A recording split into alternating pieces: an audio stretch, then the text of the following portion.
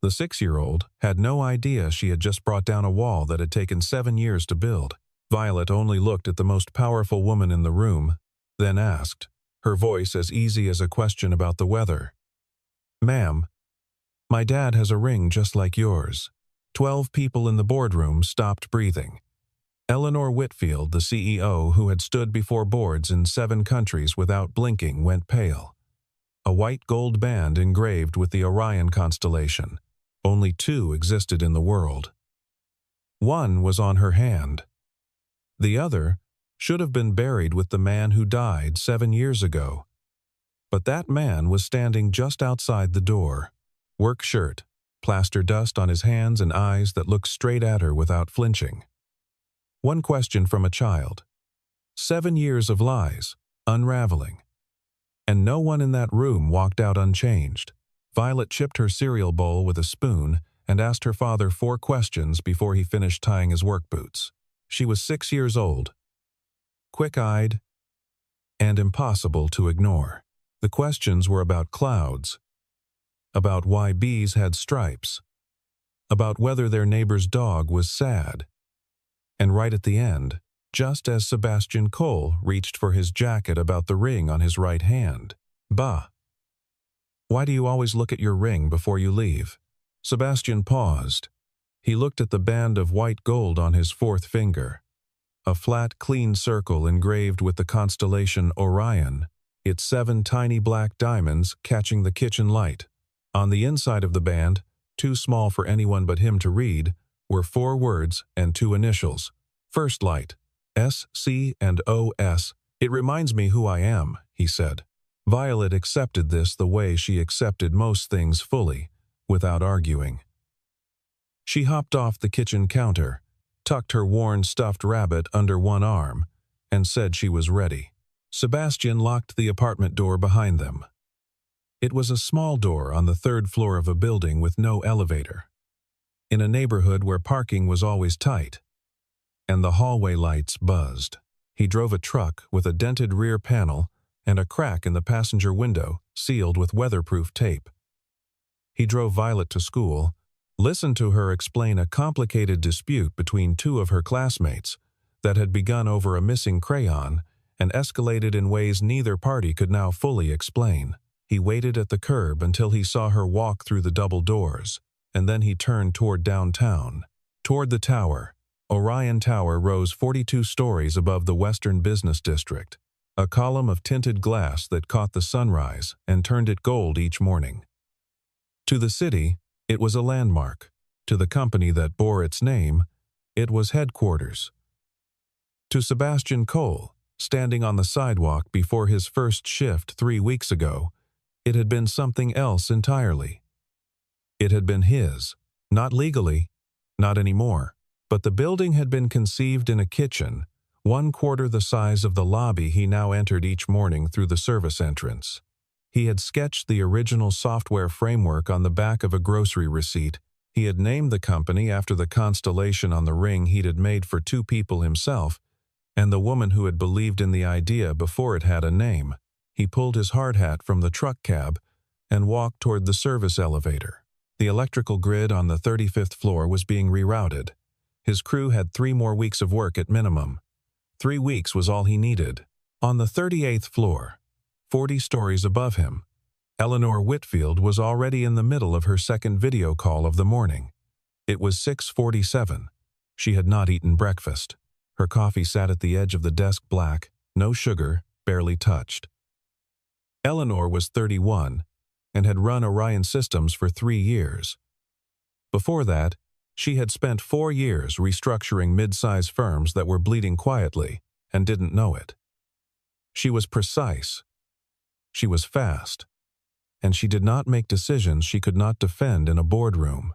The analysts called her a natural. What they meant was that she had learned, very early, how to remove herself from the equation. On her right hand she wore a ring, white gold, flat band, engraved with the constellation Orion, 7 black diamonds. It had been given to her by Victor Lang, her mentor, 3 years ago, the morning she signed the acquisition papers for Orion Systems.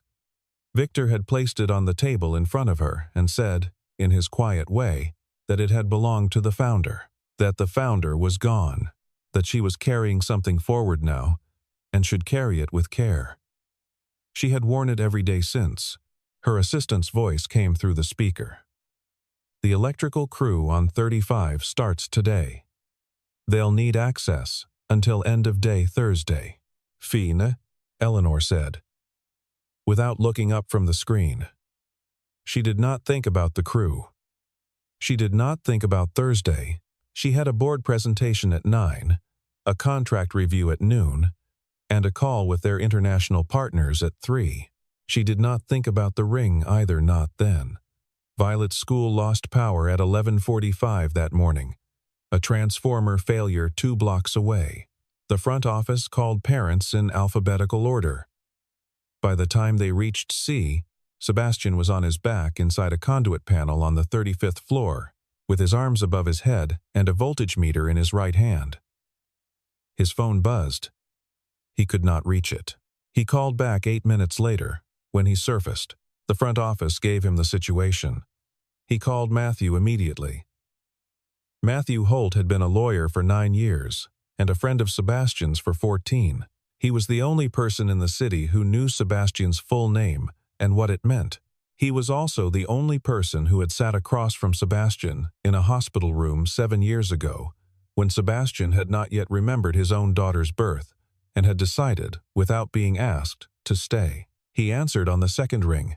"I can't get there for 40 minutes, Matthew said. "The bridge is closed. There's an accident." "Can the school keep her?" "She's supposed to sit in the security office," Sebastian said. "She won't sit still for 40 minutes. He was right. Violet lasted 11 minutes in the security office. The security guard stepped away to manage a group of parents arriving at the front entrance, and Violet, who had been watching the elevator bank through the glass partition the entire time, saw one of the doors open. She slipped out. She stepped inside. The elevator rose. She did not mean to go to the 38th floor. She pressed the button labeled 38 because it was the highest button she could reach, and she was curious, and no one had told her not to. The doors opened onto a corridor of glass walls and charcoal carpet, and the particular silence of places where important things happen quietly. Violet walked to the end of the corridor. She found a door with a long handle. She pulled it. The boardroom was all windows on one side and all people on the other. 12 of them, in dark suits, arranged around an oval table. At the head of the table, a woman stood with her hand resting on a presentation clicker, mid-sentence. She stopped. 12 heads turned. Violet stood in the doorway, holding her stuffed rabbit, looking at the room without any visible sign of alarm. Eleanor Whitfield looked at the child. Her voice was measured, controlled. "This isn't the right place for you." Violet took a step into the room. She was looking at something. She was looking at Eleanor's hand. "Ma'am," Violet said. The way she said it sounded like she was addressing a teacher. "You have a ring like my dad's." The room did not move. Eleanor's expression did not change, but her fingers curled, just slightly, against the edge of the conference table. A person watching closely would have seen the shift, the way the air went out of her shoulders by 1 degree. "What did you say?" Eleanor asked. "Your ring," Violet said. She pointed. She was not shy about pointing. "The one with the little stars on it. My dad has one exactly the same. He wears it on this hand." She held up her own right hand, 4th finger. Eleanor looked at the ring on her own right hand. She had looked at it every day for 3 years. She knew its weight. She knew its dimensions. She had read, once, in Victor's files, that only 2 had ever been made. One belonged to the founder. The founder was dead. That was what Victor had told her. "Who is your father?" Eleanor said. Before Violet could answer, the boardroom door opened again. A man in a gray work shirt and steel-toed boots stood in the frame. There was a smear of plaster dust on his left forearm and a hard hat tucked under his elbow. His eyes found Violet first relief, immediate and physical, and then rose to meet Eleanor's. Sebastian Cole looked at Eleanor Whitfield. Eleanor Whitfield looked at Sebastian Cole. Her gaze dropped to his right hand for less than 2 seconds. It was enough. "Come on, little bird," Sebastian said to Violet. His voice was even. He put a hand on her shoulder. "We're going downstairs." Violet went without argument. At the door, she turned back to look at Eleanor. "Sorry for interrupting," she said. "My teacher says I should say that."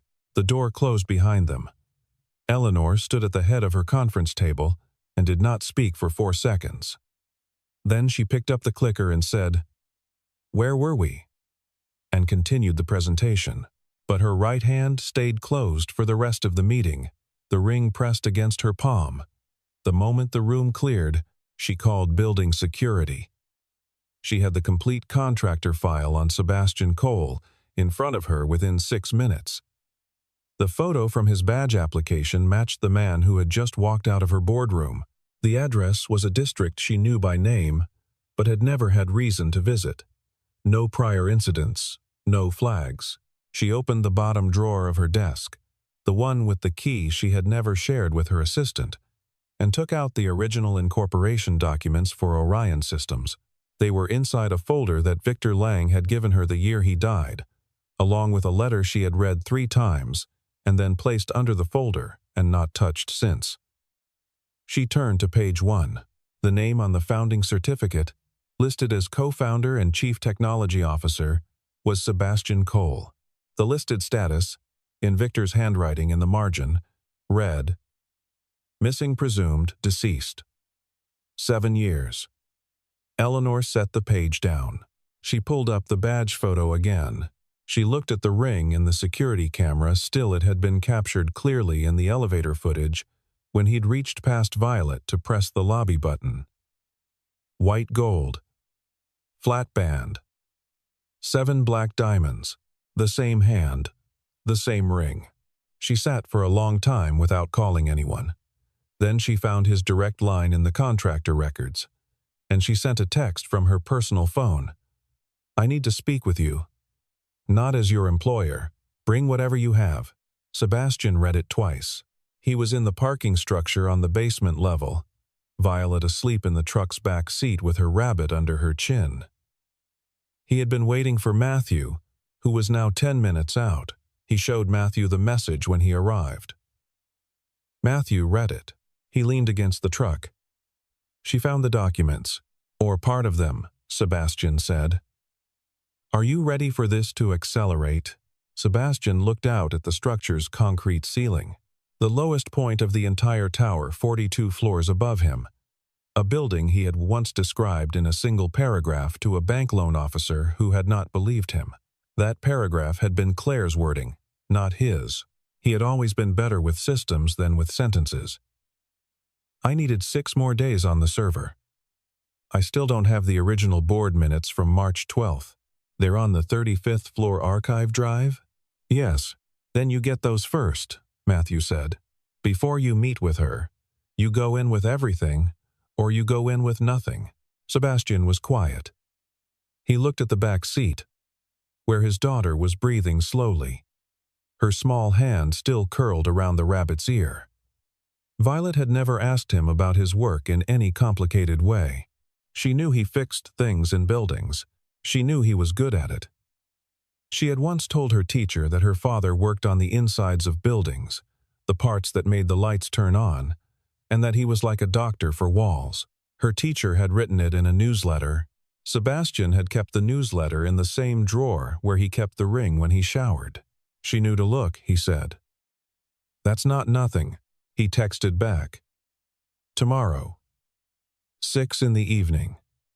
There is a coffee shop on Aldrin Street, 1 block south of the tower. Come alone." Eleanor arrived at 5:58. She was wearing a dark coat over a dark blouse she had changed after the office, which surprised Sebastian when he registered it. He was in the same work shirt. He had not changed. Violet was in the corner of the shop, with a coloring book and a cup of warm apple juice, headphones on. Feet swinging above the floor. She had not asked why they were in a coffee shop on a weekday evening. She had asked for the red marker and confirmed they had the good kind with the thick tip. Eleanor sat across from Sebastian. She placed a photograph on the table between them. It was a copy of the founding certificate. Enlarged. His name circled in pencil. 7 years ago, she said. You were co-founder and CTO of Orion Systems. You were listed as missing, then presumed dead. Yes, Sebastian said. You are not dead. No. She looked at him steadily. Why are you here, in this building, doing electrical work under a contractor's badge? Why not a lawyer? Why not go public? Sebastian wrapped both hands around his coffee cup. Because the only people who knew the full story were Victor Lang and Charles Brennan. Victor died 14 months ago, and Charles has spent 7 years making sure the paper trail tells a different story than the one that actually happened. Victor told me the co-founder signed a voluntary transfer before he disappeared, Eleanor said. Victor worked for Charles, Sebastian said. He was a good man for most of his life. But at the end, he made choices he should not have made, and he didn't correct them before he died. He paused. The signature on the transfer document is not mine. The ink is a different weight on the capital letters. And the board meeting from March 12th, the one where I voted against the sale of our core patent portfolio to a foreign holding group, those original minutes are on the archive server on the 35th floor. I have been working toward that drive for 3 weeks. Eleanor did not move for a moment. Then, quietly, the copy I have of those minutes is missing pages 7 and 8. Sebastian looked up. I noticed it last night, she said. The font on the replacement pages is off by half a point, and Victor signed as witness to the transfer agreement. But I have an email from him to a client, dated the same day, sent from Geneva. He was not in the city when he supposedly witnessed that signature. Silence stretched between them. Outside, a city bus passed. Inside, Violet's marker made small, careful sounds. I bought this company in good faith, Eleanor said. It was not a defense. It was a fact, stated the way she stated most things, cleanly. I know you did, Sebastian said. She looked at him. This was not what she expected him to say. She had expected anger, or at least the architecture of it, the controlled kind that powerful people carried like a second skeleton. There was none of that in his face. My wife died in the accident they staged, Sebastian said. Our car. The brake line. She was 6 months pregnant. Violet was born 3 months later. After I came out of the hospital, I lost nearly 2 years after that. My memory came back in pieces. By the time I was myself again, Charles had taken the company private, rewritten the history, and Victor was already gone from it in the way guilty people go quietly, with a story ready. Eleanor placed both palms flat on the table. Her ring caught the light. She looked at it, and then she looked at him, and she said the only honest thing she could. I am sorry. Sebastian nodded once. What do you need from me? She asked. 6 days, he said. I access the archive drive. I pull the original minutes, and then you have everything you need to take to the board yourself. I don't want the company. I want the record corrected. I want my wife's name in the founding history because she typed the first business plan on a laptop that cost us 2 weeks of grocery money, and no one knows that. Eleanor did not look away. After a moment she said, What is her name? Claire. Sebastian said. Claire Cole. Eleanor was quiet for a long time. Then she said, I will make sure the board hears that name. On the drive home, Violet pressed her forehead against the window glass and watched the streetlights go by. Bah, she said. Is the lady okay? What do you mean? She looked at your ring a lot, like she was trying to figure something out. Sebastian adjusted his grip on the wheel. She was figuring something out. Yes. Did she figure it out? He was quiet for a moment. Most of it. Violet seemed satisfied. She pulled the rabbit into her lap and closed her eyes. Before she fell asleep, she said, "She seems like she thinks really hard about things. I like that." Sebastian did not reply. But for the first time in weeks, the tension behind his eyes was not the only thing living there. Charles Brennan did not wait.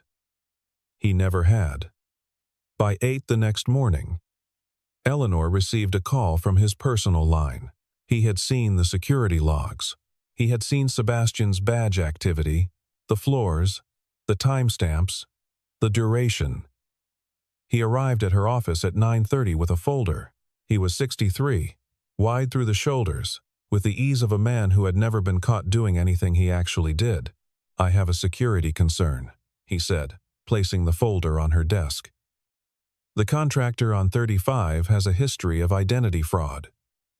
He operated under a false name for 18 months following a mental break. There's a file from a private investigator. I've already drafted the removal order." Eleanor opened the folder. Photographs from the security system. A report with a cover page, marked with a law firm's letterhead. She looked at the removal order. She looked at Charles. "Why?" she said. "Do you have all of this already prepared?" Charles smiled. It was the smile of a man whose answers were always ready because he had written them in advance. "I protect this company. Same as I always have. The same way you protected it 7 years ago," Eleanor said. Her voice was level.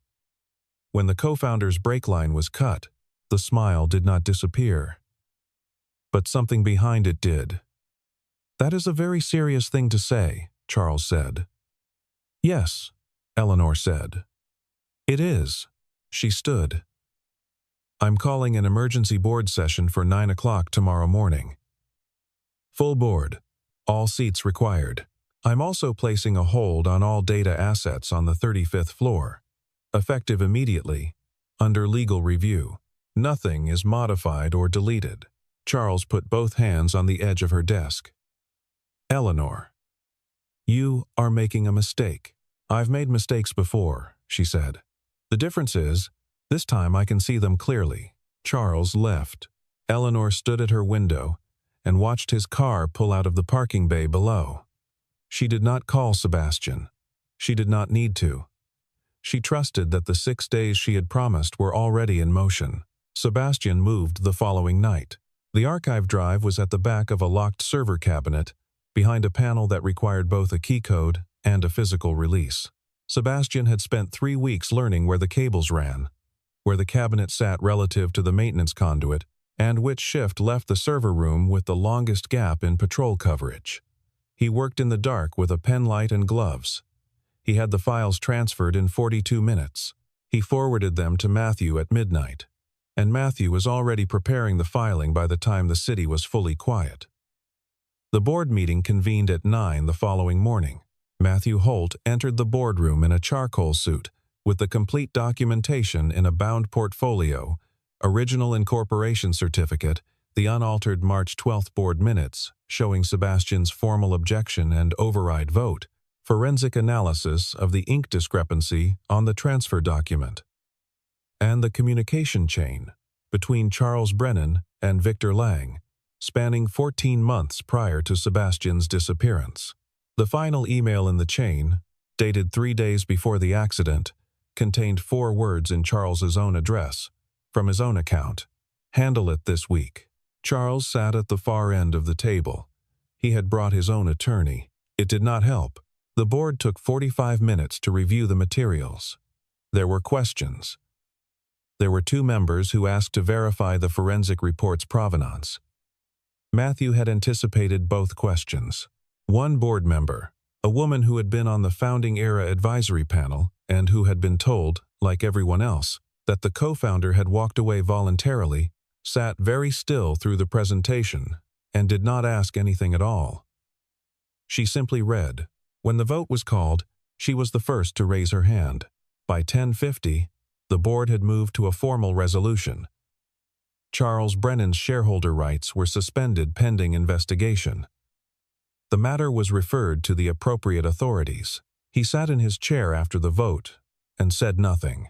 He had spent 7 years building a version of events so complete that he had perhaps stopped being able to see the seams.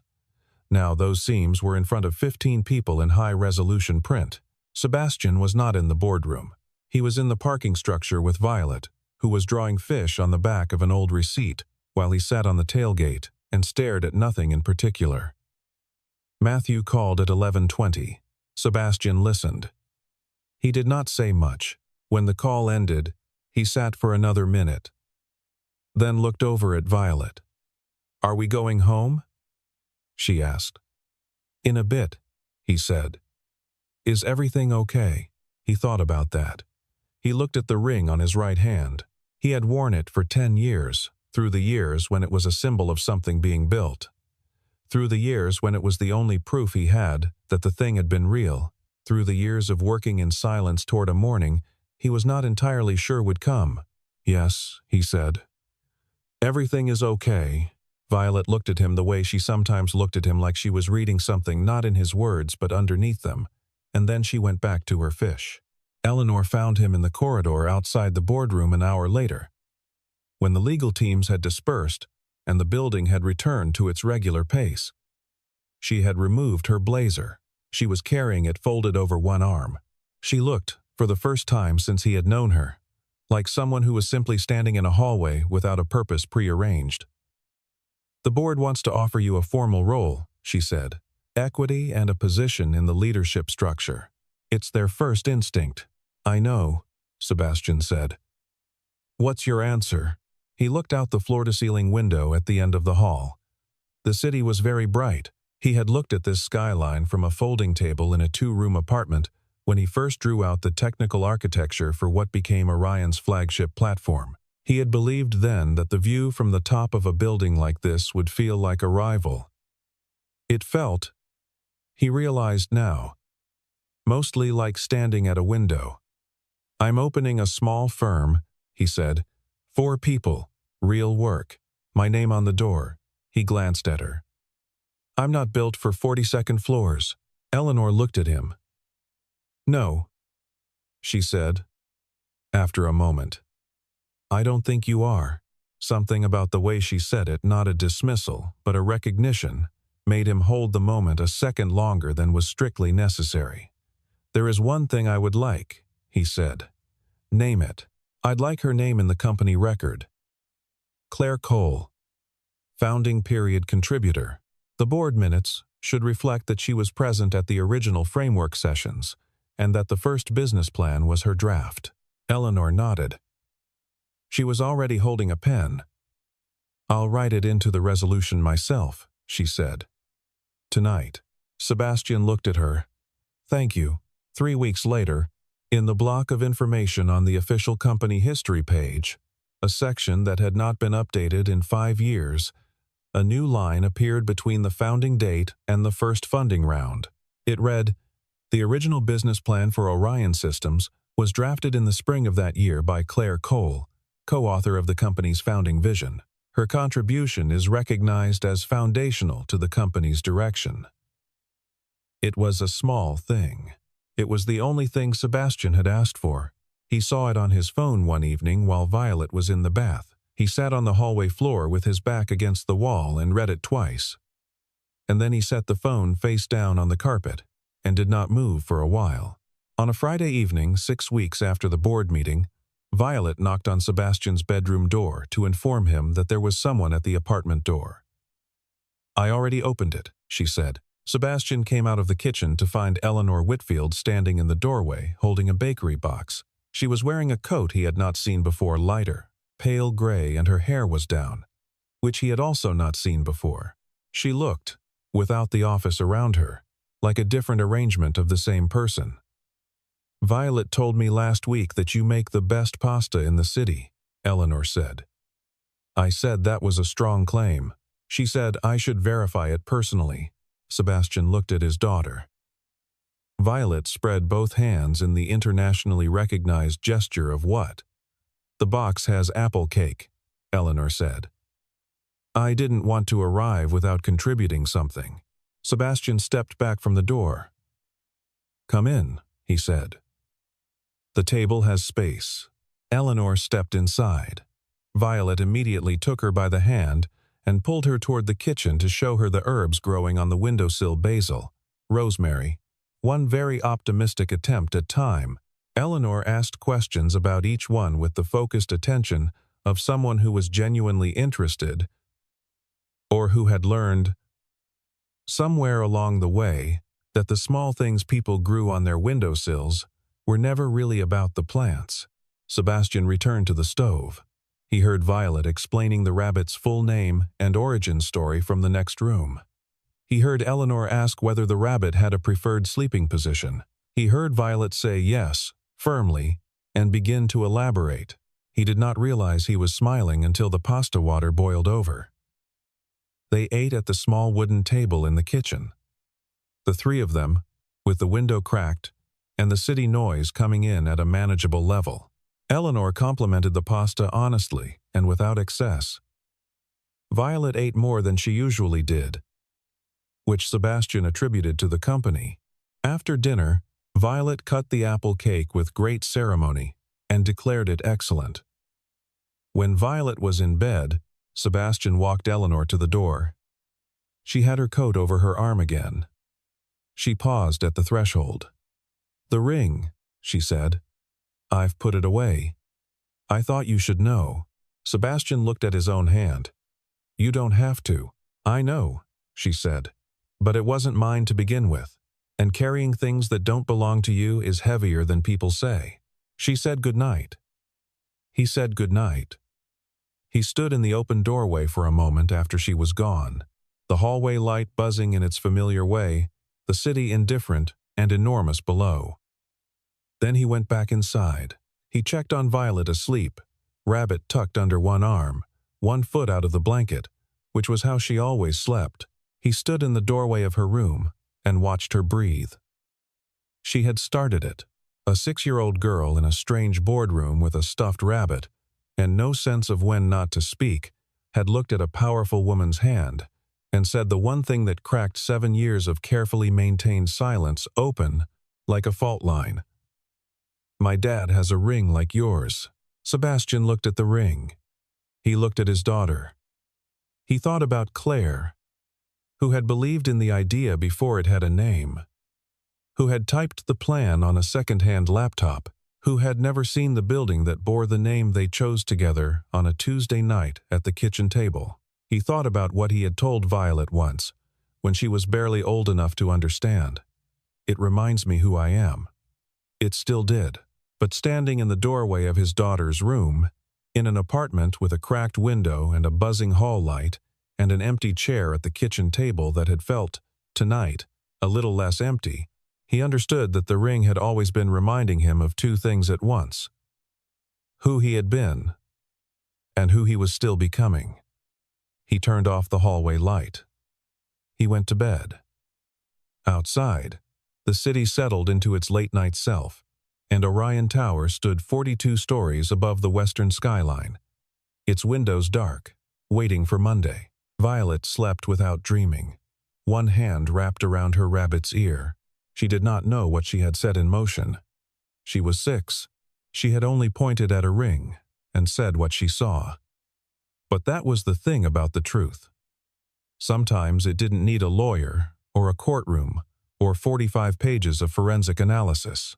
Sometimes it walked in through a boardroom door in a pair of small sneakers, pointed one finger, and said, "Look." And the room went pale, and the silence that followed was the kind that changes everything.